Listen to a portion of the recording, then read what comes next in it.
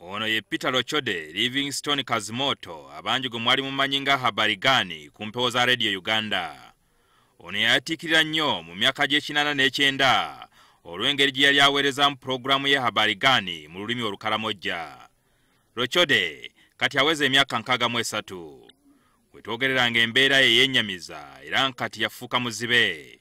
Lochode abeera mukazi go yekka ekisuguma kindi mu Kampala. Newankubadde yafuuka muzibe agamba nti asobolera ddala bulungi okuweereza kumpewo.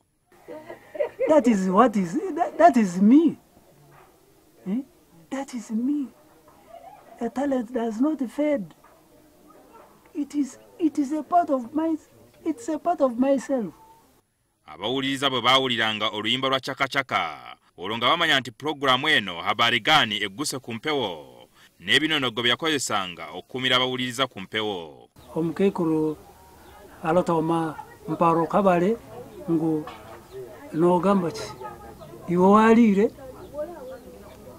n'omuguruzi wawe n'agamba ki enyungu mwana z'enyungu ndeeseho empewo yanyita wawulira nali bagamba bali abampulira nti oba oyagala kwogera olugisu bulungi kyetaagiza obeera nakamonde akooca mukamwa osobole okumanya awo ojja kwogera nga mugisu naye oba totaddemu akamonde akooca tosobola olugisu.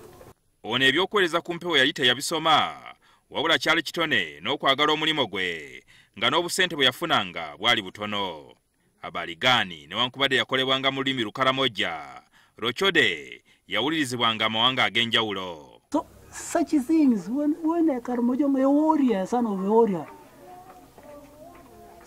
tries to speak in a language which is on the other side of the country, then credit goes.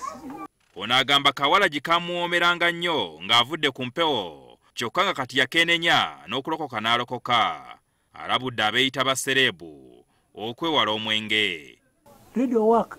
If you're not careful, you will not buy anything in the house because you will be married to drinks. Those people you greet, when they see you, they say, aha, he has come. This one is yours. Maybe a lucinzi of waragi. You fight the waragi and then you sleep there.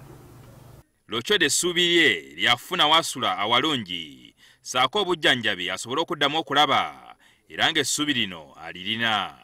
Bali fans bange, listeners bange, oba muwulira mukwatekwateko, one by one makes a bundle, nange nsimbeko.